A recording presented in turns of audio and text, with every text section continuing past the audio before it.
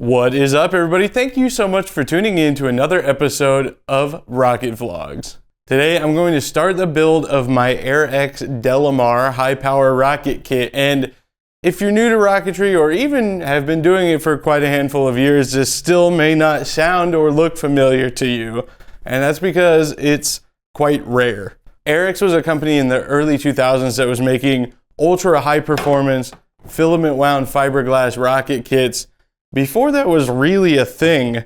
And, well, I shouldn't say before it was really a thing. The same owner of Air-X owned a company called Dynacom before, but this guy, we'll say, kind of started the filament-wound fiberglass revolution, at least with kits. People were making them with fiberglass tubes just for, like, making underground gas lines. People would just buy them and make rockets out of them. Crazy Wild Western times. Anyway, these were only available for a couple of years and they were prohibitively expensive. This is, take it or leave it, about the same size as an Extreme Wildman. Just a 4-inch rocket that's, say, about 8 feet tall with a 75mm motor mount, although the fins are a lot bigger. However, I believe I did the math one time. The equivalent price of buying one of these back then in today's money was like almost $1,000. So you kind of had to be playing with pretty decent money back in the day to buy one of these. So on top of their very limited few-year availability and the fact that they were really expensive, there just really wasn't a lot of them made. The company had one design that was available in 3 different sizes with different names. There was Blackrock, which was a 5-inch diameter one, the Lucerne, which was a 3-inch diameter one, and this one, the Delamar. Now, it's very near and dear to my heart because the first high-power rocket I ever saw fly on a really big motor was Vern Knoll's rocket, Angel Fire, which started its life as an Air-X Blackrock kit, the 5-inch one.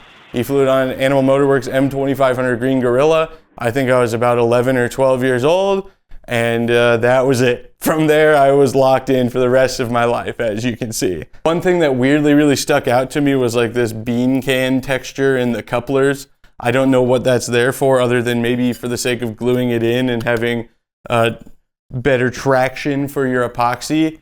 No idea what it's there for. And yeah, I don't know what to say other than that. It just was one of those things that really stuck out in my memories as a kid, looking at Vern's website and checking out the build. Last year, I said on the podcast, hey, if anybody has an Air-X Blackrock kit or any Air-X kit unbuilt, let me know. Knowing the chances were virtually non-existent. I used to have a Dynacom Anaconda, but I didn't really cherish it because I didn't build it. And that's like half the fun, right? So when I put that out on the podcast, the Anti-Gravity Group podcast, by the way, you should go check it out. And actually, while I'm here, I started a new podcast with my friend Joe Barnard of BPS Space. It's called Space for Improvement. You can find it everywhere you find podcasts, or the link will be up here or in the description. The entire procedure was to take place 35 kilometers above the ground after a peaceful ride to that altitude via a high-altitude balloon. Stop putting rockets on balloons! In an effort to save money, NASA magnetically erased a collection of 200,000 VHS tapes so they could be reused for recording new data. However, there was a pretty significant bit of data on one of those tapes, Joe. Would you like to venture a guess? It's the recording of the transmitted footage from the camera of the LEM on Apollo 11, right? It sure is. Yeah, Neil deGrasse... Who? I'm sorry. Anyway, back to this rocket. When I put it out there on the podcast that I would take when it was like in my head speaking into a pointless void, but by some dumb luck, I was put in contact with somebody who actually had one, and we were able to work out a deal. I traded him a motor case I had that had never been flown before, which was in itself pretty valuable, I suppose, but this is way more worth it to me. So, yeah, there's a couple really weird things about Air-X kits. They have their own retainer system. The Dynacom kits had it as well. I was going to build it with that till my friend who has a Dynacom Anaconda also that still uses that retainer told me how much it's not fun to use that retainer. I decided, okay, we'll probably forego that. So we're not going to use that. Another weird thing about these kits is how many centering rings they use. The fins have notches in them for a whole stack of centering rings on the motor tube, which we are going to do. just because I'm like, I don't really want to try and deal with filling these voids in, but we are going to have to omit one centering ring because it's already been drilled and riv nutted by a previous owner to use that original motor retainer. So sorry to have a big long story time at the beginning of the video, but let's start building this goofy motor tube assembly. Oh yeah, I forgot to talk about this. They came with metal cables as your shock cord anchors, which is a cool concept, but it came pre-installed on the top 2 centering rings, and for whatever reason, there's a bulkhead that you're, I suppose, supposed to glue pretty high up into the fin can tube, which fine, I guess, reducing the volume and making your ejection charges necessary a bit smaller. But you're limiting your motor length, which, I mean, obviously you're going to be limited by the tube anyway, and you could probably put this up high enough that it's not really going to change how much motor you could fit in there. But as much as it pains me, it is just regular G10. I know it's an Air-X kit. It's my childhood dream. I might just go ahead and cut that off because it bothers me quite a lot. But yeah, other than that, it's going to be a pretty straightforward, normal build. Oh, I should mention also, it's a weird size. It's like 4.2 inches in diameter. It's not quite the same as a regular 4-inch rocket you'd see today, so it's a little bit bigger. Also, the fin span is really short. This was like the pinnacle of high performance design at the time. You could get away with the fin span being short because the rocket's way, way too long, but that's fine. I love it all the same. We're going to build an Air-X Delamar, dude. Let's do it.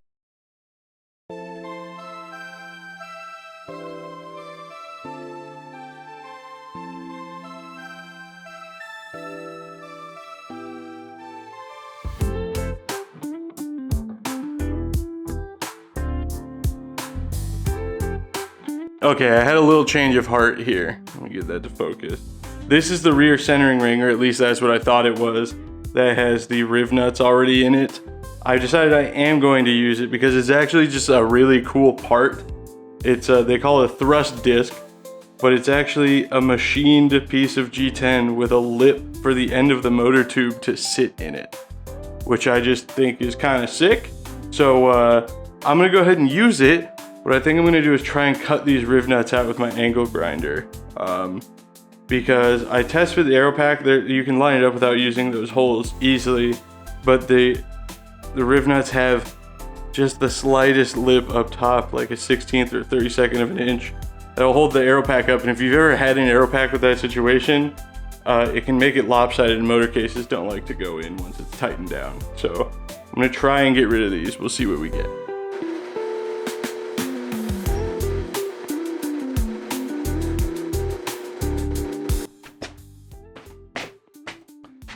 I'm starting to see why this idea didn't really catch on. I'm just trying to make sure I don't get a bunch of CA in the portion of the ring that the motor tube goes through. The motor case, sorry. But if we get a little there, it'll be okay. Here's the cool part, right? Boom. Just slides right in. We give her a good push. Nice and flat. Boom, there you go. I'm gonna do a little bit of a CA fillet around it just to make sure it's really well attached. I'm gonna line the fins up with the holes, which I know sounds counterintuitive, but that way I'll know where not to drill holes through with the aero pack retainer so that I don't drill through the back of the fins. Done that before. Let's move on.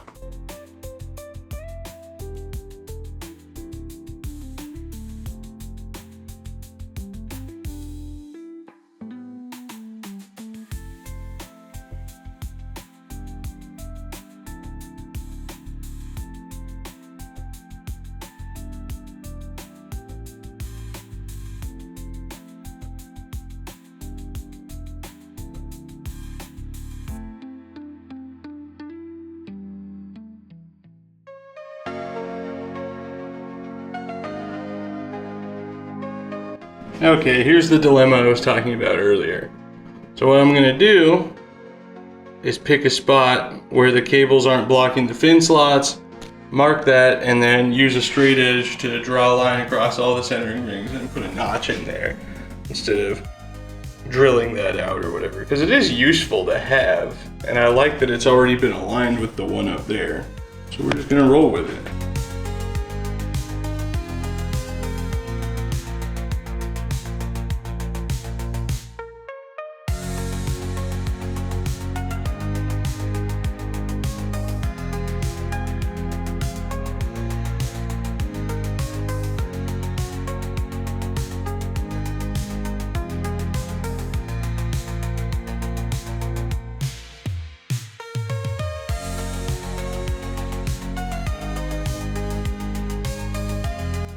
I don't know if I can properly describe my excitement right now.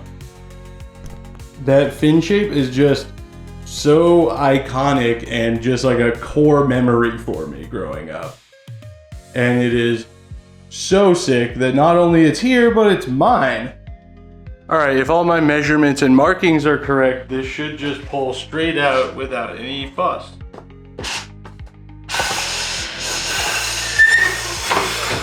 Oh, I love it when a plan comes together. I'm taking this bulk plate off. Sorry, everybody.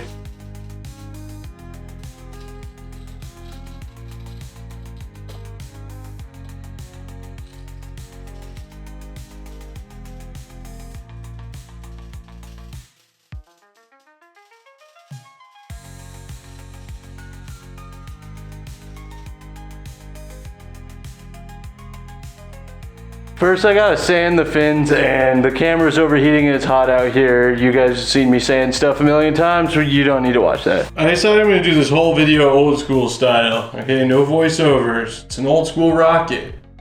I'm putting this hose clamp on it to close up the gaps, get the fins glued in. No fin guide. It's an old school rocket. We're just gonna eyeball it. I know that seems like a bad idea, but I'd like to take a moment to remind everybody that I eyeballed the fins on my giant Honest John as well. And that footage shows those fins were pretty dang straight.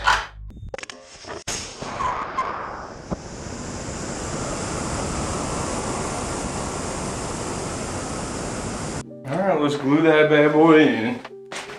Make sure we decently lined up vertically here.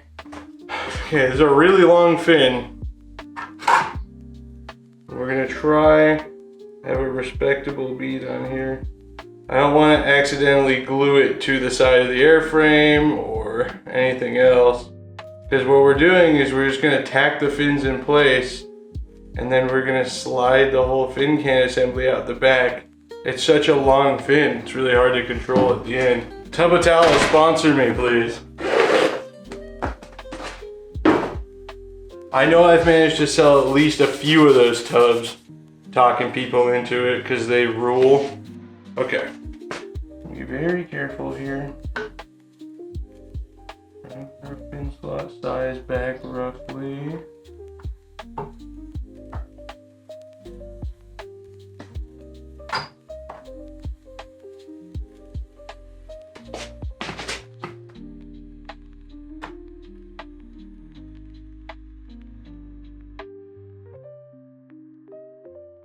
What I did there was slide the tube together at the back. Once I think it's straight, we're gonna go up, take a look from the front, and that is not straight. It's hard with a fin this long to get the eyeball straight alignment down, but what's nice about this thick CA is you actually do have a little bit of working time. I know it freaks people out because it is still CA. I understand why he'd be a little freaked out. That looks pretty dang convincing to me. I like to apply a little bit of pressure with the CA. And I'm gonna spread this back out.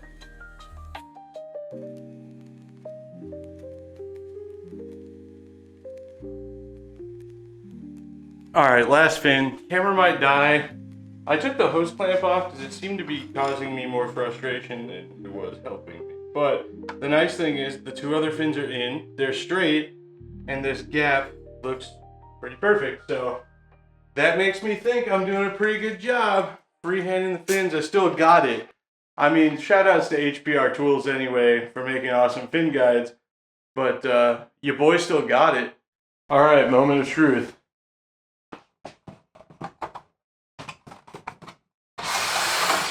Whoa.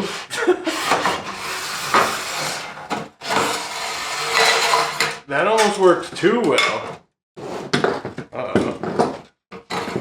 Come this way now, Rocket.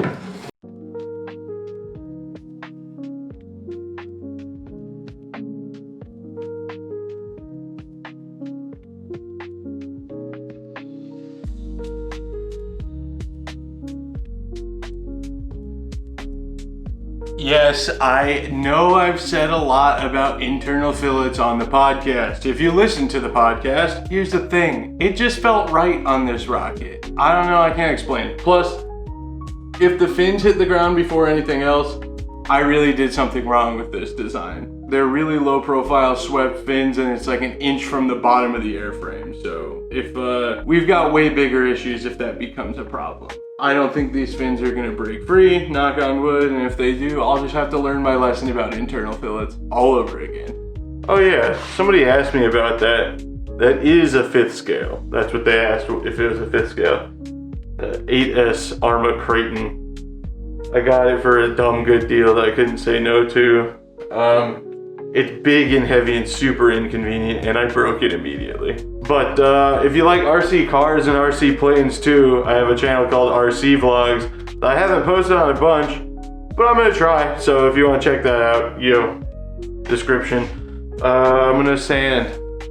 Yeah.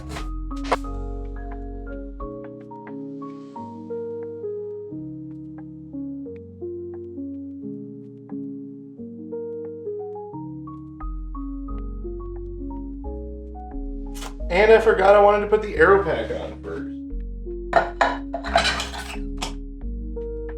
Divine intervention on the decision to go with the West Systems there.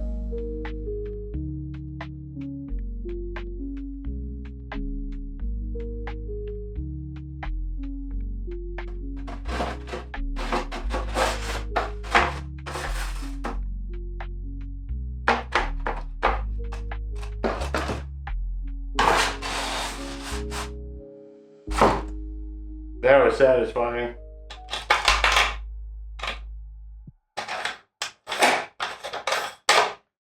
It's gonna be kind of hard to work with, but at least it looks sick. Okay. I'm probably gonna stand it up while that's curing so that that fillet up top. You can see a couple of the rings collected a pretty decent amount, but there is like a good nice fillet situation going on up here. I'm briefly interrupting my awesome 4-inch fiberglass rocket build to remind you that this is your last chance to enter to win your own sick 4-inch fiberglass rocket by making a purchase at rocketvlogs.com. Check this out. Here are the awesome t-shirts that I got. Shout out once again to Sam Craigle, doing such an awesome design. This 50s ad inspired graphic that I asked for. What you're seeing right here is all that will be in stock ever. There's only 2 more 3XLs sitting over there. 2XLs are pretty limited, and smalls, I believe there's only 2 left of those as well. Quite a bit of medium, large, and XL, but this is all that there's going to be. I will not be restocking these. Of course, we've also got all these awesome stickers, as well as the BlackRock Rocket Vlogs postcards, which I'm super excited about. That is a picture from my rocket, the Bobs, above the BlackRock Desert from 47,000 feet. I know I'm getting to broken record status with these little plugs on these videos, but I just wanted to make sure that you know, by the end of April, the last day of April is the last day to purchase one of these and be entered to win the L3 Dream giveaway, which is a Wildman, Extreme Wildman, a 75mm aluminum aero pack retainer, Kevlar shock cord, and a $100 Wildman gift card to go on top so you can buy a parachute or whatever else you please. If you want them delivered to NSL West or LDRS, please put that in the order notes and I will refund the shipping. If you buy just a sticker or just a postcard or a few stickers and the shipping is going to be cheaper, I will send some of your shipping money back because it's a flat rate shipping setup for $5.99, but I've been adjusting those to $1 or $2 for people that are making small orders. Anything you purchase, every dollar you spend is 1 entry. All the rules and everything are available on the website rocketvlogs.com, and it's also applicable for everything at hprtools.com as well. Thank you guys so much for all your support and the people who have already purchased something. And yeah, let's get all these shirts out of my living room and let's get back to my Delamar. Okay, you know what time it is.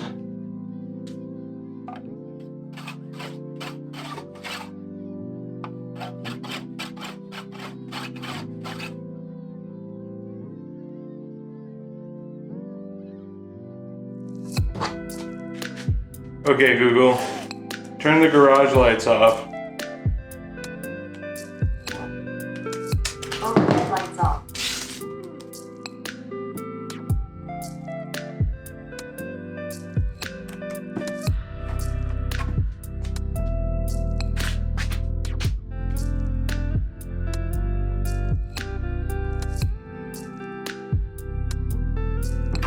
Okay, Google, turn the garage lights on.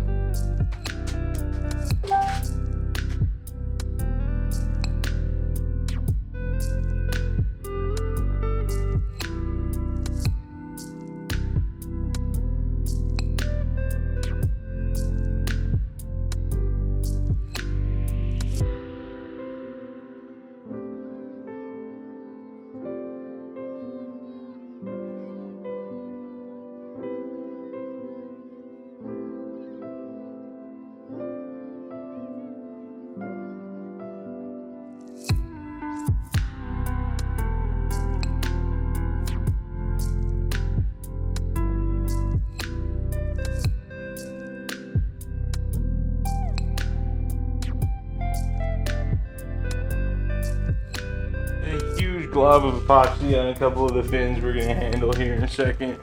All right, all the tape removed in the palm. Boom. Oh, I dropped it.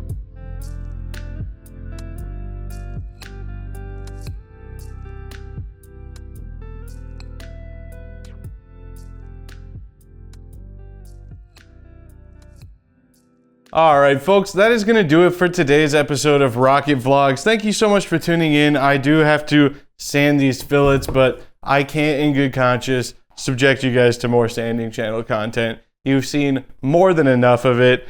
Thank you so much for being here. I hope you enjoyed this video. Let me know what you think. I kind of went back to like the older Rocket Vlog style with just me talking to the camera a little bit and then doing stuff.